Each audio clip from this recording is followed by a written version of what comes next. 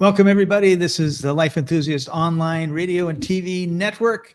I'm your host, Scott Paton, and joining us as usual is health coach Martin Pytela. Hey, Martin, how are you doing today? Well, I'm doing all right. Thank you for being so kind and asking me even as if you cared. I always care. I know.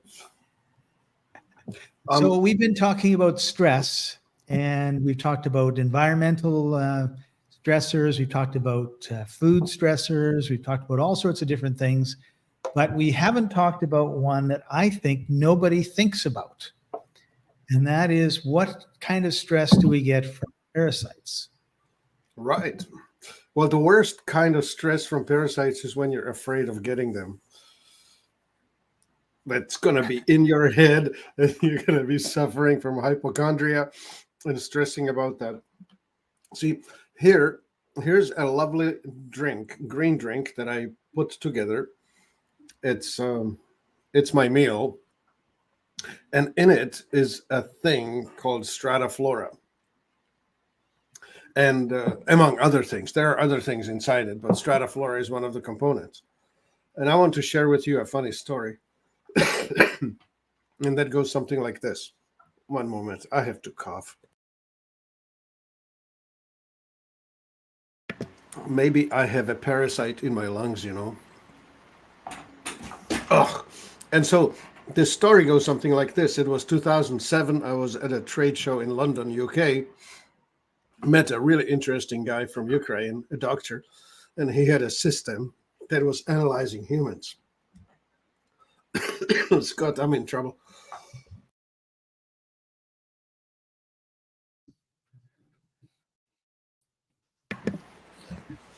Unexpected, but I just need to see if maybe I can drink something. One thing I forgot to do, and I'll give you a couple seconds, is this.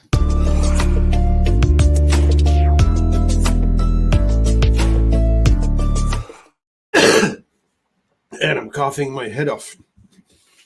All right, we're back.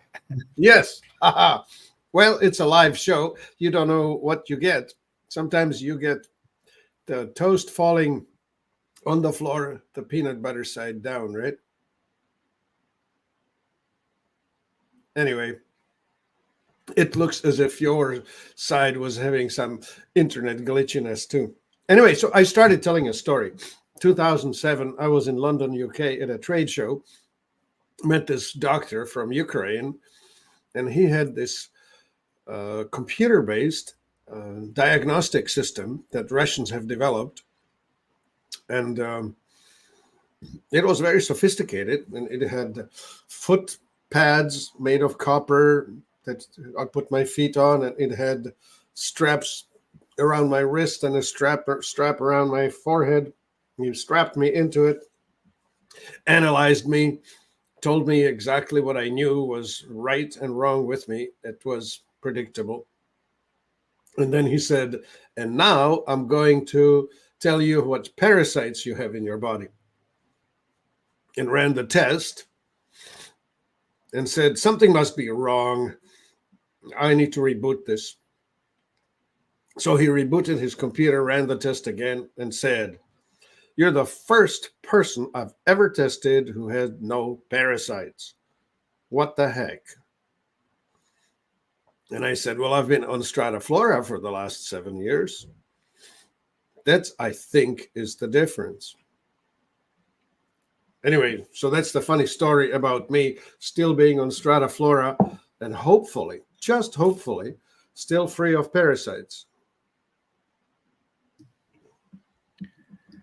So, Martin, how do we get parasites? Right. Before we get into how it's the brag story, right? Like, what the heck? Martin is without parasites. Unlike everyone else, there is this thing called symptoms of parasites. Like, here's how you might think that you may have them. If you have bloating, stomach cramps, vomiting or nausea, smelly gas, or loose stools, those would be probably in your digestive system. constant hunger, fatigue, achy joints, miserable mind, like worries and whatever, just stuff like worms in your heads, but it's like a mind worm, except it could be parasites. And then poor sleep, they will keep you awake, rashes and hives, and then itchy spots around, especially around your anus, and frequently yeast flare-ups. So those would be the typical symptoms, right? What we're looking for is, where are they? Well, you could have a worm in your gut. I should say this: parasites have a really complicated life cycle. Like, for example, you could have a parasite that requires 2 or 3 in-between steps to get inside you, that may involve a mouse and a cat and a bird before that thing infects you. Or some parasites would be involving something that you first ingest by swallowing it. Then, once it gets into your gut, it burrows into your lungs somehow and lives in your throat or in your lungs, and then you cough it up. And when you spit it out, that's the next cycle where it goes in the ground. And I don't know, I'm making this up because I don't really know enough about the life cycle of every parasite. But it really can be as complex as going through your gut, going through your lungs, you spitting it out, and so on. The most common pathways are ingested. So that would mean swallow it. So wherever you touch something that involves the entire digestive cycle, so where there's some poop, it gets on your hand and that gets into your mouth, that's a good chance of some parasite pathway getting into you. Another way is through cats, like the famous one, toxoplasmosis. That's cat parasite. You could get it from messing around with cat litter. I don't know, others. But do you have any experience with your tropical travels and having gotten a parasite or having gotten rid of a parasite, or where are you in on that? Well, right now I'm in a rainforest in Panama, and you would think that there would be lots of and I just spent 2 weeks with 9 cats and 3 dogs. So you would think that there would be a bunch of parasites all over. I was listening very intently to your description of symptoms, and I kind of might have 1 or 2 sort of like they almost fit what you describe. But, maybe you bloat a little now and then. Yeah, but I find that's when I eat carbs. Yeah, that's a parasite. No. Is that a parasite? No, carb is not a parasite, other than it'll destroy you. Right. So yeah. So I noticed that if I have a couple slices of bread, then a few hours later I have a big belly.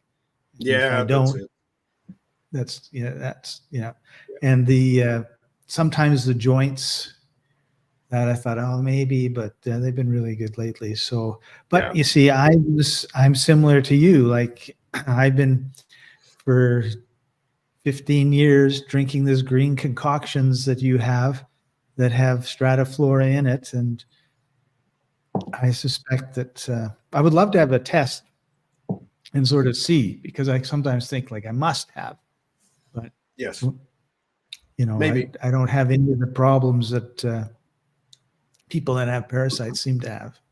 Well, okay, I get it. So the most famous anti-parasitic that we have come across lately is the famous horse paste called ivermectin. Now, Right. people have been repurposing it for other things, but it actually is a dewormer. Farmers in the old days suggested that with change of season, we should deworm our animals that we live close to and ourselves. And so on farms, it was always the habit or custom to do a spring deworming and fall deworming twice a year. Not So would they every use week. ivermectin to do that? Well, no, ivermectin is new, right? But That's what I thought. Yeah. what's funny is, well, not new, right? It's 25 years old, but ivermectin was developed. It's a pharmaceutical version of artemisinin, which is the alkaloid that's famously in wormwood. And Okay. wormwood is the most famous, most bitter plant you'll find growing wild in great many ditches and corners and whatever. I mean, it's a common plant.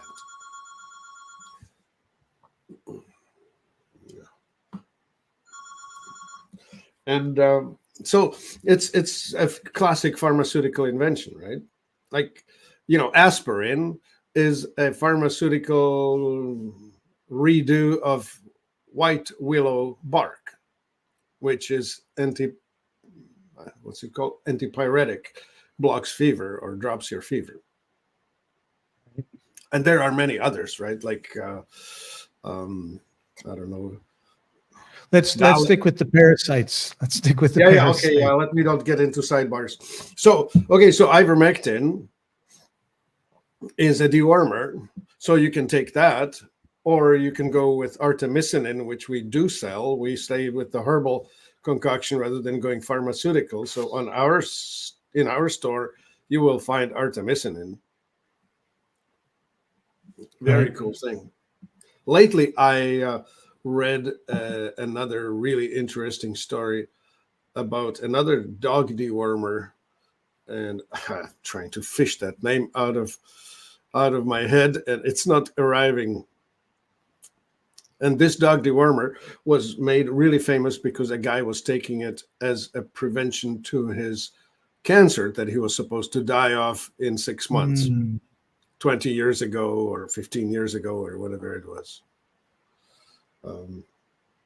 The product. So he took a dog dewormer and it stopped his cancer. Yeah. It takes me a while to fish the stuff into my brain. The thing is called fenbendazole.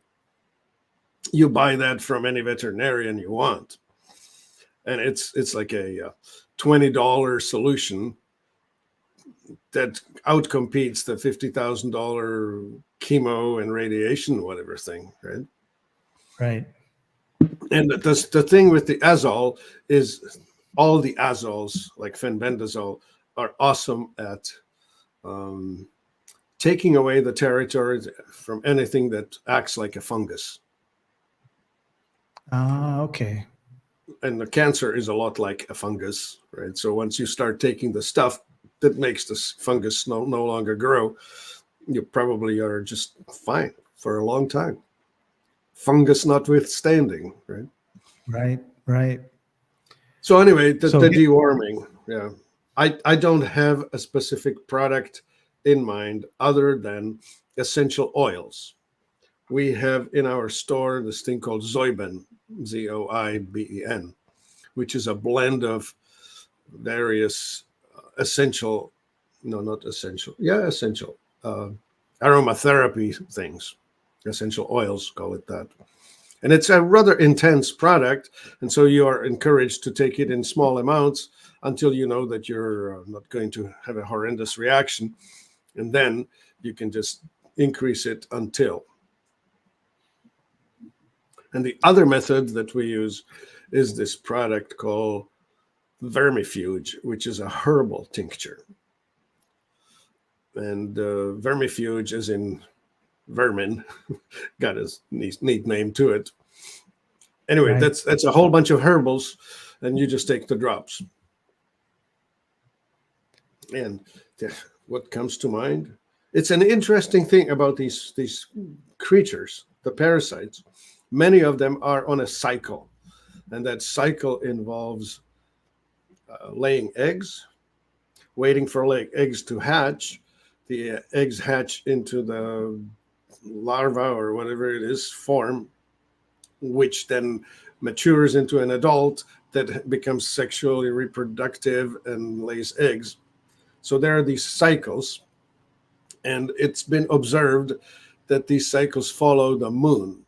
So they're most active at new moon and then also most active at full moon, so 2 weeks apart. And so the encouragement is that you take this vermifuge for 3 or 4 days with intensity around the new moon and around the full moon, and you repeat that for 3 full cycles. So it would take you 12 weeks to get from beginning to end. And the reason you do that is you want to kill the adults. The herbs will kill the adults. So you kill the adults that are alive now, hoping that they will not lay eggs. If they did manage to lay some eggs, then they'll hatch in 2 weeks. So you're trying to kill the new hatchlings because you will not kill an egg. The egg is not eating anything. But you're hoping to kill the hatchling in 2 weeks so that it does not become an adult. But those that make it through, you want to kill those. And so you repeat that a few times through the cycles until you're just done with the darn thing. And then, of course, you go and have a dog sit on your lap and you start the whole process over again. Mm-hmm. Yeah, barefoot in the park where dogs go do their thing. Right. Yeah, emptying out the cat litter box where you get to inhale. Cats do their thing. Yeah. Where you get to Yeah. inhale. Also, it's not just touching; it's also breathing, right? I mean, because it can be airborne. Yeah, they could probably, some of them, Well, right? Yeah, if you're changing the cat litter, you've got lots of dust flying in the air, Right, and that and dust you may touch something somehow, God knows how.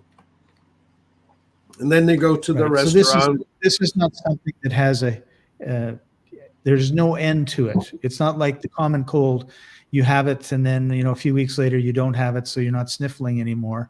This is something that's going to be ongoing. So I guess the question then would be, rather than trying to be sterile, it would be have it under control, which means maybe you do it once every 3 months, once every 6 months, or once every year, depending on, well, like you said, in the spring and the fall is what they used to do, right? So that would probably be a reasonable thing. Yeah.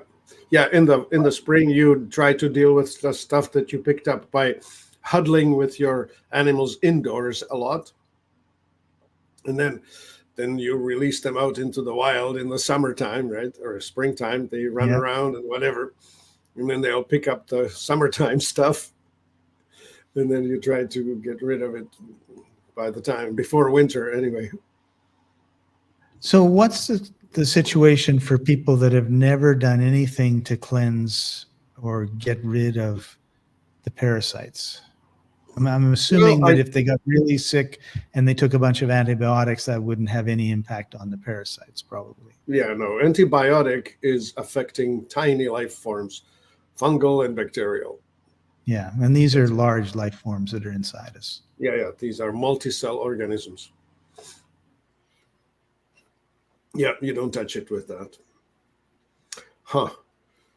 Well, I remember talking to this lady and she said, I just don't understand. There's my liver. I've done so many liver cleanses and everything seems to be just fine. Except I keep having liver problems. And I just, intuitively say, have you considered liver flukes? And she said, no. And then she went to have it tested. And sure enough, she had liver flukes. And she took some strong herbals that push it out of the body, and off it goes. Mimosa pudica. Mimosa pudica is the Latin name for an Indian herb called, it's not coming to me, lapazo or something like that. I'm sorry, it's not happening here. But anyway, we don't sell that, but you can look up Mimosa pudica online. It's there. if you buy it from an American source, it's going to be $50 for 90 capsules. And if you go to an Indian source, they'll sell you half a pound for $20. There you go. So this is a powder that you mix into It's your a herb. water? Yeah, it's a herb you need to take. Yeah. Right. So the liver fluke is a parasite of the liver? Yeah, for sure. Yes. Okay. Fluke in general is a thin, long-ish worm, and liver fluke takes up in liver. Okay. And it's So let's transition this from the parasites to how does that stress out our bodies?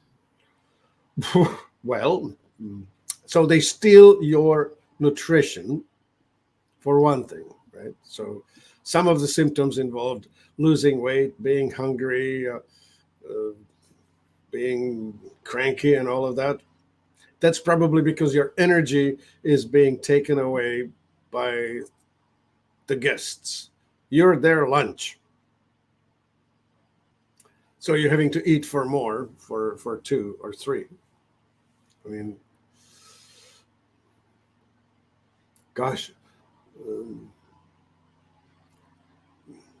I don't know how else to put it other than they're stealing your nutrients. Right. So do some of them like latch on and like suck the blood or anything like that? Or is it just mostly in the digestive system? I've seen worms inside an eyeball coming out, wiggling and taking it with a tweezer and gently pulling it out. I mean, Scott, the sort of stuff that goes on, right? Drinking water in Africa. Right. Look out. Well, yeah.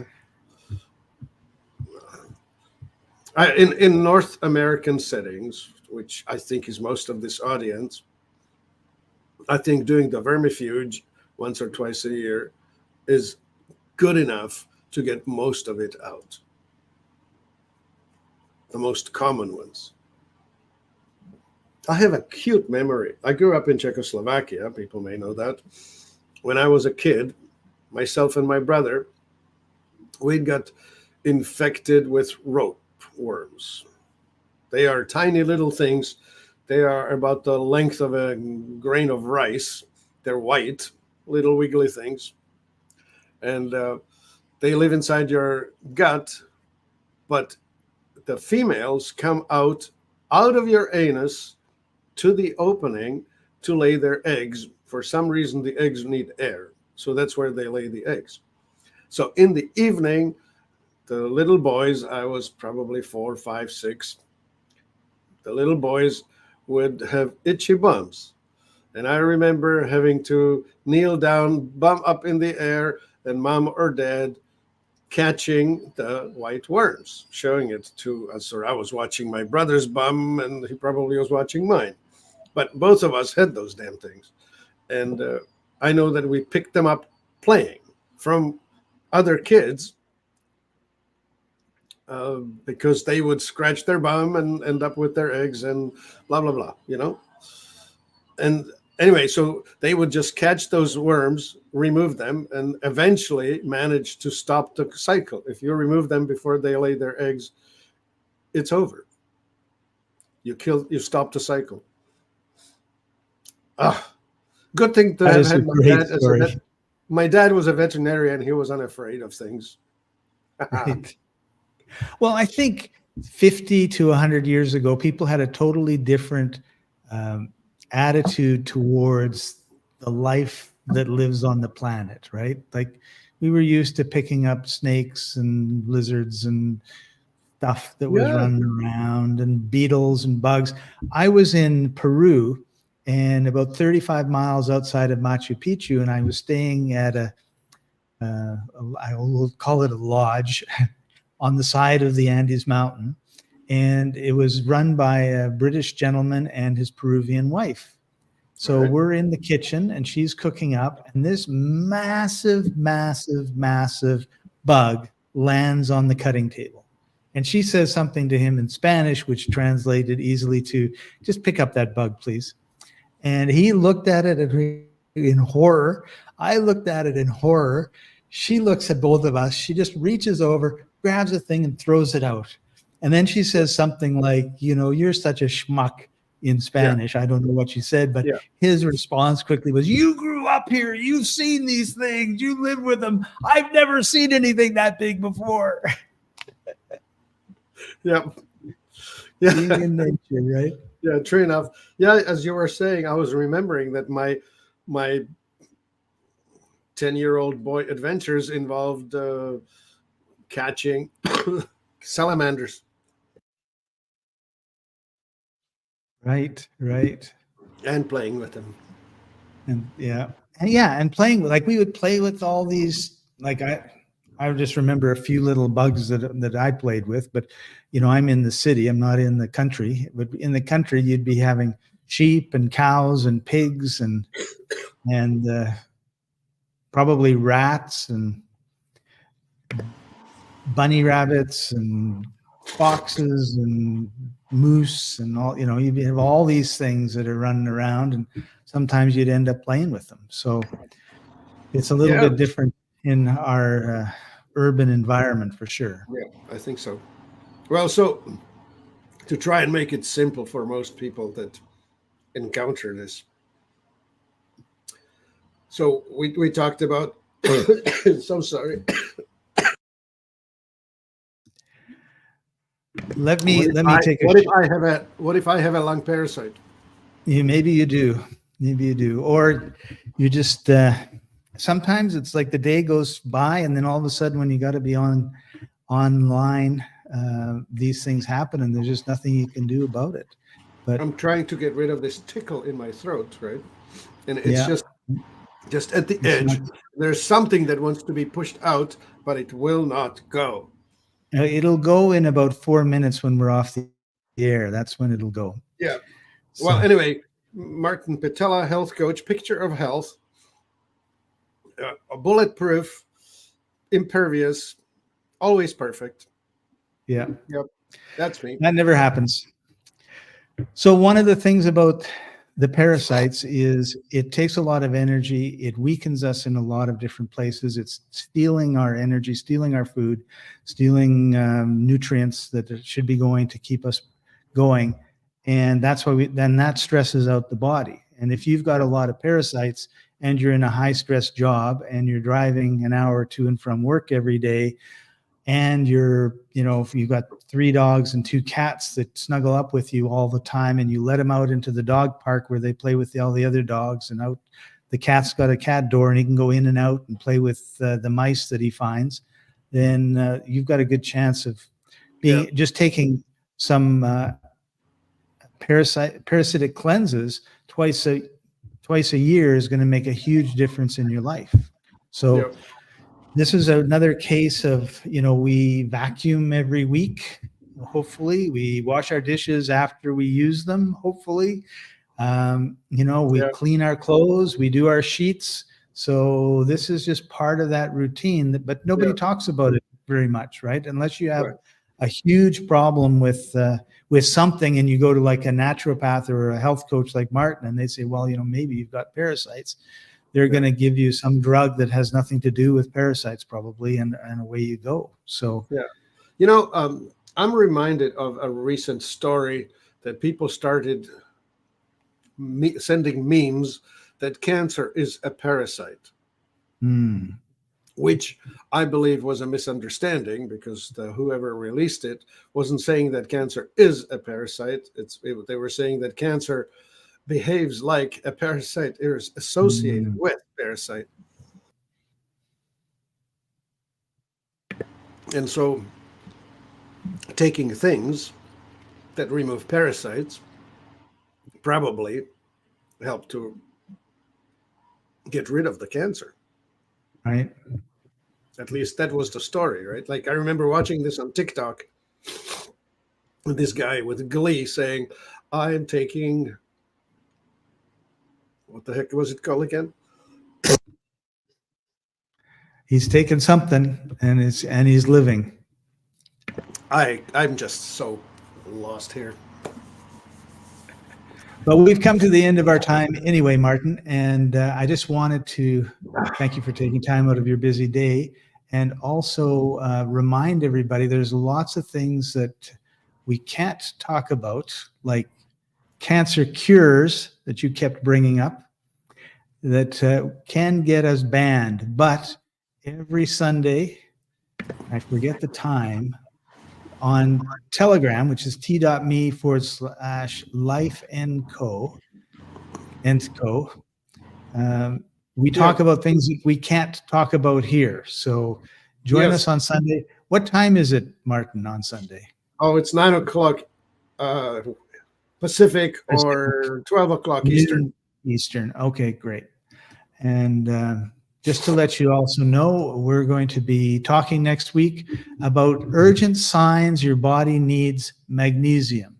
So we've been talking a lot about stress. One of the things that really is good for stress is magnesium, or another way of saying it is a lot of people who are stressed out don't have enough magnesium.